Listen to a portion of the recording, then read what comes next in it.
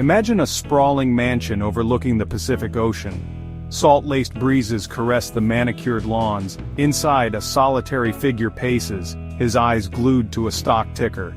This is David, a titan of industry, a man who has amassed a fortune beyond measure. His days are consumed with acquisitions, his nights with anxieties. He has everything money can buy, yet he lives in a gilded cage of his own making. David, you see, has built his life on the shifting sands of wealth, mistaking abundance for security, possessions for purpose. His story, though fictional, echoes a timeless parable, one that cuts to the heart of human desire and the seductive nature of greed. It's a story about a rich fool, a man blinded by his possessions, and the profound lesson Jesus taught about the true meaning of wealth and the fragility of a life built solely on material gain. Let's journey back in time to understand this parable and its poignant relevance to our lives today. In the Gospel of Luke chapter 12, verses 13 to 21, Jesus encounters a man consumed by an inheritance dispute. This encounter sparks a parable, a story designed to unearth the spiritual bankruptcy that often accompanies material wealth. Jesus paints a picture of a wealthy farmer blessed with a bountiful harvest. His barns overflow, his wealth multiplies. But instead of gratitude, a chilling thought takes root in his heart. What shall I do, for I have nowhere to store my crops? His solution? To tear down his barns, build bigger ones, and hoard his wealth, securing his comfort and ease for years to come.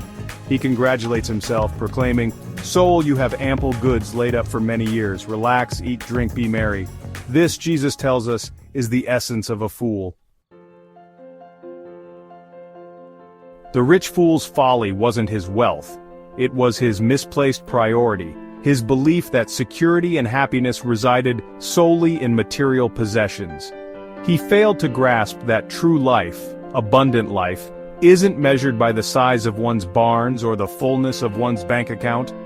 God, in his infinite wisdom, disrupts the fool's self-congratulatory monologue with a stark reality check.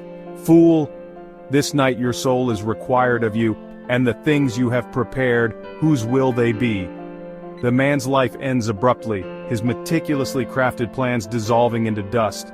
His wealth, so carefully accumulated, becomes another's inheritance. His legacy, void of generosity and love, amounts to nothing. Jesus uses this stark parable to expose the emptiness of a life consumed by material pursuits, a life devoid of spiritual connection and generosity of spirit.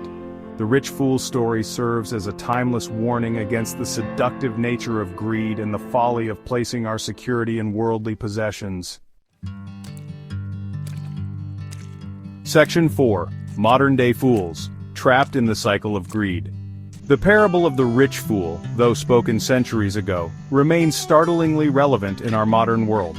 We see echoes of his story in the relentless pursuit of wealth, the insatiable hunger for more, the obsession with status and possessions that permeates our culture. Look around. The drive for bigger houses, faster cars, luxury vacations. These have become the hallmarks of success, the markers of a life well lived. We are bombarded with messages equating happiness with consumption, security with accumulation, but this relentless pursuit often leaves us empty, yearning for something more. Like the rich fool, we risk building our lives on a foundation that can crumble in an instant, leaving us with a profound sense of emptiness and regret. Section 5. Building a legacy that lasts, investing in what truly matters. The parable of the rich fool isn't a condemnation of wealth. It's a call to reorient our hearts, to shift our focus from hoarding to sharing, from consuming to contributing. It's about recognizing that true wealth lies not in what we possess, but in how we live, how we love, and how we use our resources to make a difference in the world. Imagine if the rich fool had used his surplus to feed the hungry, to clothe the naked, to invest in his community. Imagine the legacy he could have built, the lives he could have touched, the joy he could have experienced. True security, Jesus teaches us, comes not from hoarding earthly treasures, but from investing in eternal ones: love, compassion, generosity, kindness. These are the riches that moth and rust cannot destroy, the treasures that will follow us into eternity. Section 6. The Antidote to Greed.